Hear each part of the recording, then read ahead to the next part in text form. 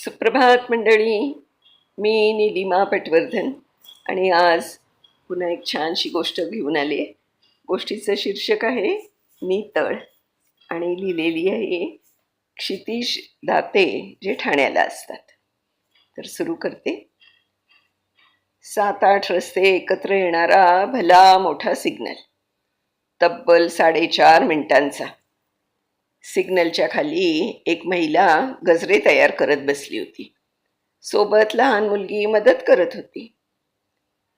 शेजारी तिचा अगदी लहान भाऊ खेळत बसला होता, कुठेतरी मिळालेल्या तुटक्या फुटक्या खेळण्यांच्या बरोबर. त्यांच्या बाजूचा सिग्नल लाल झाला. गाड्या थांबायला सुरुवात झाली. लगबगीने ती बाई गजऱ्यांची टोपली घेऊन पहिल्या गाडीजवळ आली. मागे मागे ती 5-6 वर्षांची लहान मुलगी सुद्धा आली. सुंदर गजरे दिसताच गाडीत मागे बसलेल्या महिलेने खिडकीची काच खाली केली. तिच्या बाजूला तिचं साधारण 1-1.5 वर्षाचं गोंडस बाळ गाडीच्या सीटला धरून जेमतेम उभं राहिलेलं. आधारासाठी आईने एका हाताने धरलेलं. त्या दोघींची गजऱ्याची चर्चा सुरू होती. लहान मुलीचं लक्ष त्या गोबऱ्या बाळाकडे. ते बाळ सुद्धा त्या ताईकडे बघत मध्येच हसत काहीतरी बडबड करत होतं.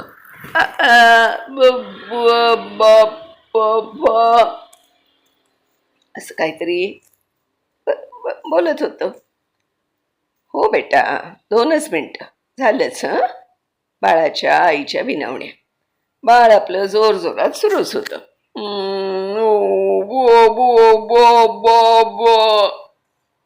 ओले माझ्या राजा, भूक लागली ना सोनूला? थांब बाळा, हे छान छान फुलांचे पैसे देते की संपलं मम्माचं काम. तो गोडूला त्या गजरे विकणाऱ्या छोट्या ताईकडे बघून बॉब म्हणत इवला इवला हात दुमडून नाजूक बोट दाखवत होता. ती ताई सुद्धा त्याच्या बाललीला बघण्यात दंग होती. इतक्यात तिच्या काहीतरी लक्षात आलं. ती पटकन धावत गेली बाजूला सिग्नलपाशी खेळणाऱ्या आपल्या भावाजवळ. त्याच्या खेळण्यात पडलेला पिवळ्या रंगाचा मळका बॉल उचलला. घाईघाईत आपल्या जवळच्या फडक्याने पुसला. बॉल घेऊन त्या बाळाजवळ आली. ते बाळ आनंदाने अक्षरशः किंचाळायलाच लागलं. जे हवं होतं ते बरोबर मिळाल्याची पावतीच जणू. मग आजपासून त्या बाळाचं लक्ष त्या बॉलकडेच होतं. तेच दाखवायचा तो प्रयत्न करत होता त्याच्या एक अक्षरी बोलातून. बाळाला इतकं खुश बघून त्या ताईच्या चेहऱ्यावर सुद्धा निखळ हसू आलं. गजरे घेऊन झाले होते.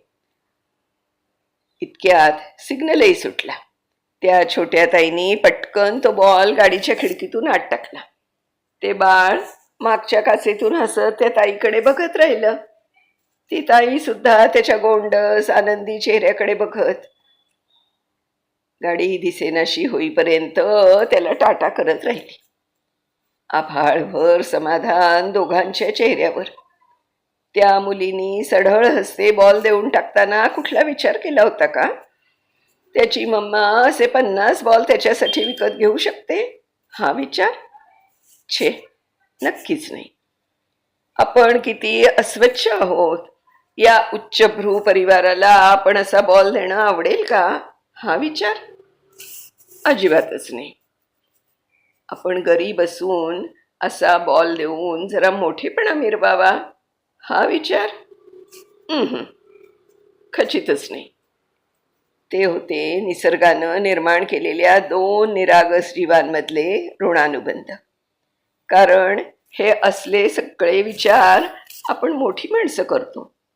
बरीला गरीब श्रीमंत, मुलगा मुलगी, धर्म, जात असे अनेक निकष लावतो. त्या बाळाला आपल्याकडे असलेला बॉल हवा होता, तो तिने दिला. बस एवढंच नातं होतं ते. कुठल्याच बंधनात न अडकणारं. 2 मनांना जोडणाऱ्या वाटेवर कुठलेच गतिरोधक नसणारं. दोघांच्या परिस्थितीत सगळ्याच बाबतीत असलेला कमालीचा फरक.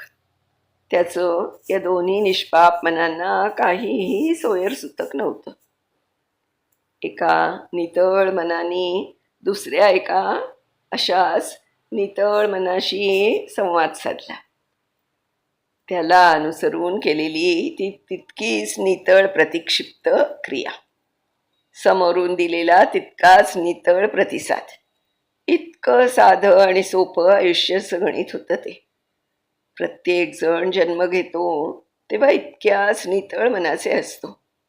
जसे मोठे होत जातो तशी भेसळ होत जाते. त्या नितळ मनाचं कातळ मन कधी होतं तेच कळत नाही. आपल्या सगळ्यांनाच आपलं मन कायम असं नितळ ठेवायला जमलं तर बरेच प्रॉब्लेम्स सुटकी सरशी सुटतील. सारं काही नितळ. क्षितिजजी खूप सुंदर पोस्ट आहे. खरंच हे असं निरागस नितळ वागणं छोट्या मुलांना शक्य असतं.